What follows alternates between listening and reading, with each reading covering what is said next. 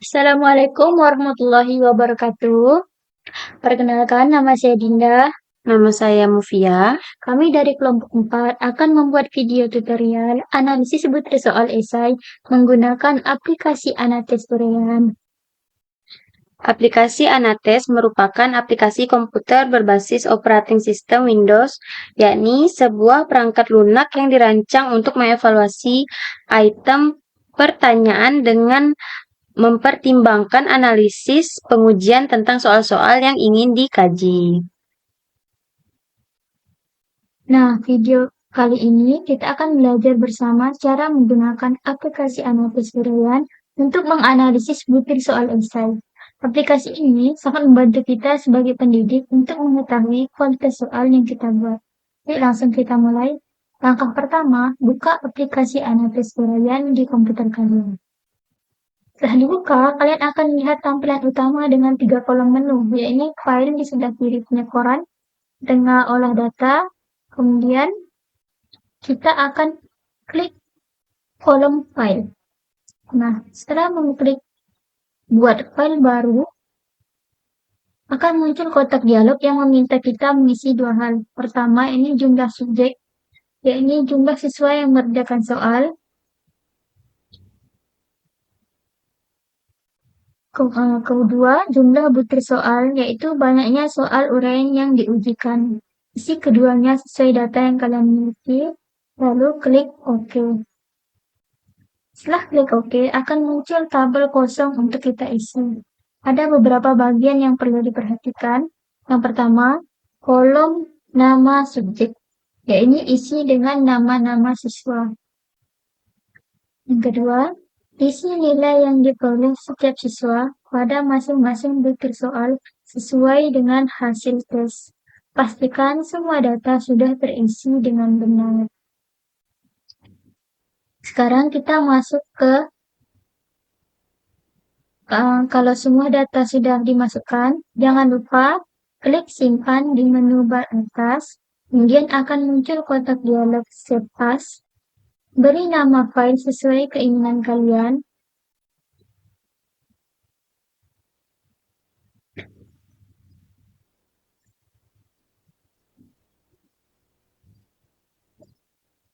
Lalu, klik Save. File akan tersimpan dengan ekstensi AWT. Kemudian, sekarang kita masuk ke analisis pertama. Sekarang kita masuk ke tahap analisis. Pertama, klik penyekoran data di kolom penyekoran. Nanti akan muncul tabel yang menampilkan seluruh nama siswa yang sudah diurutkan dari skor tertinggi sampai terendah lengkap dengan nilai masing-masing butir soal. Bagian atas juga tertera rata-rata skor dan standar deviasi secara otomatis. Klik kembali ke menu utama. Lalu, klik kembali ke menu utama, lalu di kolom olah data, kita klik relabilitas.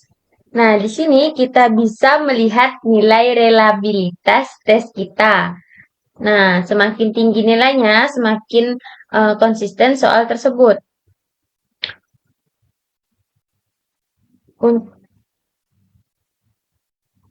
Untuk panduan nilainya,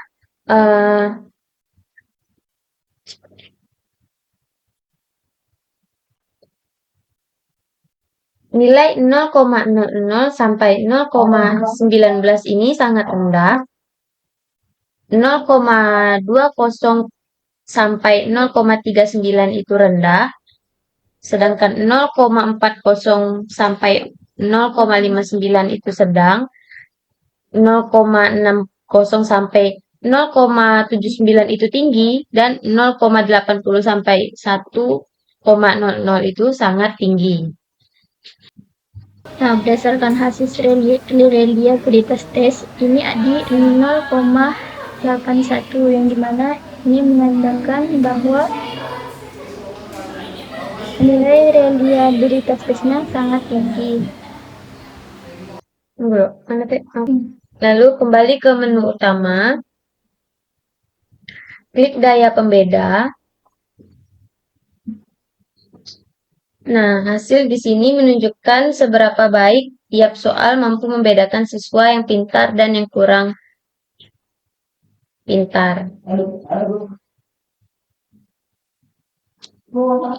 Terus kembali ke menu utama, klik tingkat kesukaran. Nah, di sini kita bisa melihat apakah soal kita itu terlalu mudah, sedang, atau terlalu sulit.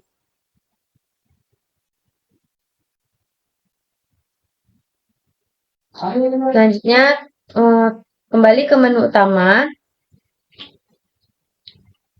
klik kolerasi skor butir dengan skor total.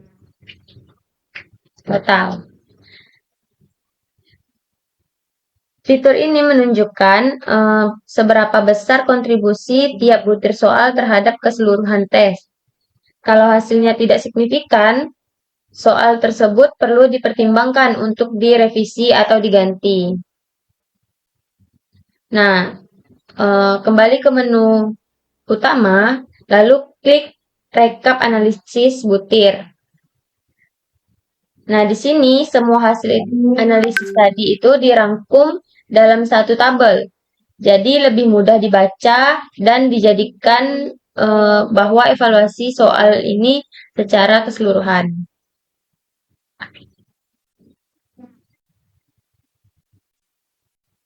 Langkah terakhir, kembali ke menu utama, dan di kolom penyekoran, klik olah semua otomatis. Nah, fitur ini akan menampilkan semua hasil analisis secara lengkap dan otomatis dalam satu halaman, mulai dari skor data, reliabilitas, kelompok unggul, dan asor, dan daya pembeda, tingkat kesukaran, korelasi, sampai rekap analisis butir. Dari sini, kalian juga bisa langsung mencetak hasilnya ke file atau ke printer. Nah, itulah cara menggunakan aplikasi Anates Urean dari awal sampai mendapatkan hasil analisis lengkap. Dengan aplikasi ini, kita bisa dengan mudah mengetahui soal mana yang sudah baik dan mana yang perlu diperbaiki atau direvisi. Semoga video ini bermanfaat dan sampai jumpa di video berikutnya. Terima kasih.